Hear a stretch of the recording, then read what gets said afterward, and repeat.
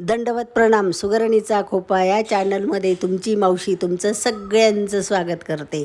आज बनवायचं आहे आपल्याला दुधी भोपळ्यापासून रेसिपी.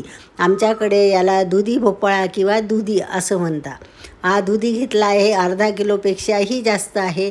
याला धुवून घेतलं आणि याची वरची साल काढून आपण याला अशा चकतींच्या आकारामध्ये कट करणार आहोत. आणि याला आपण याची अशी भाजी बनवणार आहे की पनीरला लाजवेल असं.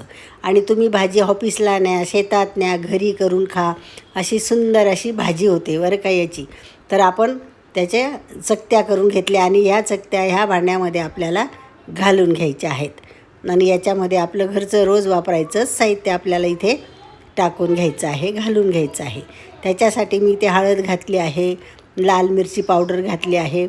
मी एवढ्या साहित्याला भोपळ्याला एवढं साहित्य वापरत आहे. तुमच्याकडे भोपळा तुम्ही कमी जास्त प्रमाणात घ्याल त्या प्रमाणातच साहित्य घ्या. आणि याच्यामध्ये आपल्याला चवीपुरतं मीठही घालायचं आहे. मीठ जरा कमीच घालायचं आहे, प्रमाणापेक्षा कमी घालायचं आहे, कारण आपण भाजीतही मीठ वापरणार आहोत. आणि याच्यामधलं जे पाणी आहे ते आटल्यावर मीठ याला मग जास्त प्रमाण होईल त्याचं, म्हणून आपल्याला कमी घालायचं आहे. आणि याच्यामध्ये आपल्याला डाळीचं पीठही वापरायचं आहे. डाळीचं पीठ मात्र आपल्याला इथे कमी प्रमाणात वापरायचं आहे, जास्त नाही वापरायचं, पण वापरायचंच आहे.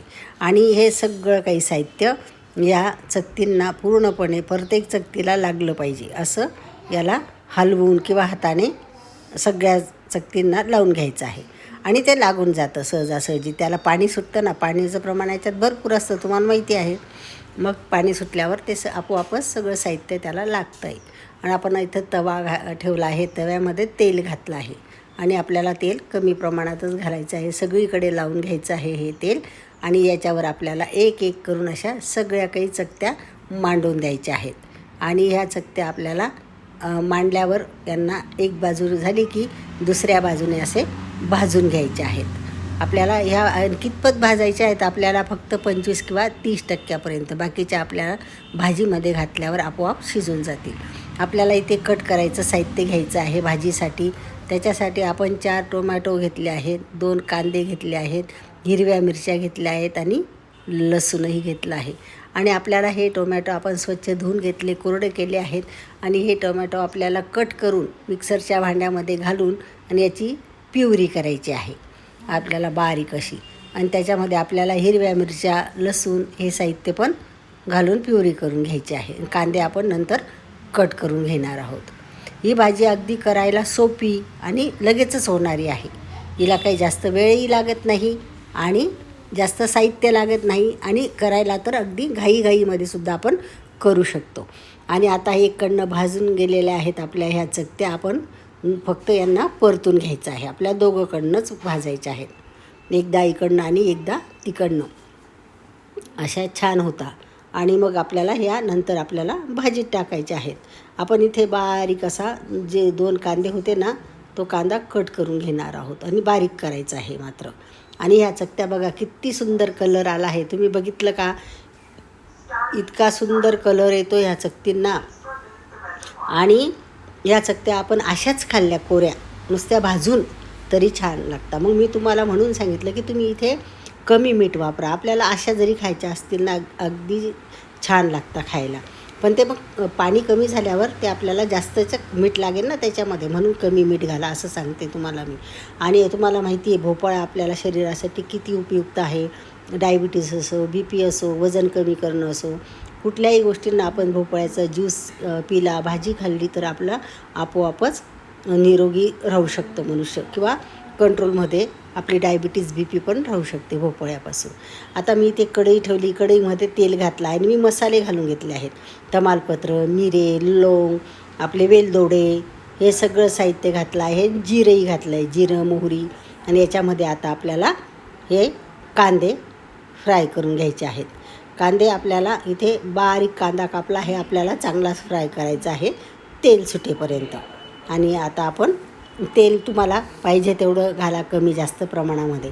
मी जरा कमीच घातलं आहे, कारण की आपण तव्यामध्ये आधीच तेल वापरलं आहे त्या चकतींसाठी. तर मग आता तुम्ही इथे हे बघा, तुम्ही किती छान असं फ्राय झाले आहेत कांदे, पाहत आहात ना. आता इथे मी टमाट्याची प्युरी घालून घेतली आहे, त्याच्यामध्ये मिरची पण दळली आहे मी हिरवी. तर मग लसूण ते आपण सगळं साहित्य इथे प्युरीमध्ये घातलं होतं ना, ती प्युरी इथे मी कढईत घालून घेतली आहे. आणि इथे थोडं अजून मीठ घातलं आहे भाजीसाठी. ते आधी वापरलं ते चकत्यांसाठी वापरलं भोपळ्याच्या, आणि ते आपण भाजीसाठी वापरणार आहोत. पण इथे पण आपल्याला कमीच वापरायचं आहे, तिथे पण आपल्याला कमीच वापरायचं दोघी ठिकाणी. आता मी इथे दही होतं आपल्याकडे, दही घातलं आहे थोडं, आणि त्याच्यामध्ये आपले घरचेच मसाले वापरायचे आहेत आपल्याला. त्याच्यासाठी आधी इथे हिंग घातला आहे. हिंगाचा सुगंध तर खूपच छान येतो मग ह्या भाजीला. आपण मसाल्यात घालून कधी फोडणीत वापरतो, पण आता आपण इथे मसाल्यात घालणार आहोत. हळद घातली आहे, धना पावडर घातली आहे, आपली रोजची वापरण्यातली मिरची घातली आहे, आणि थोडा गरम मसालाही वापरला आहे. हे सगळं साहित्य आपण इथे दह्यामध्ये मिक्स करून आणि भाजीमध्ये घालणार आहोत, सगळं काही साहित्य प्युरीमध्ये. आणि हे पण आपल्याला मसाल्यांसारखंच सगळं काही शिजून घ्यायचं आहे.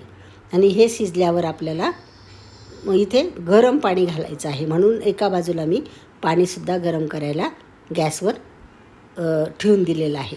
तर मग आता इथे आपल्याला हे भाजीला जेव्हा आपलं ग्रेव्हीला जेव्हा तेल सुटेल ना, तेव्हा आपल्याला इथे लागेल त्या प्रमाणामध्ये पाणी घालून घ्यायचं आहे, कमी जास्त प्रमाणामध्ये.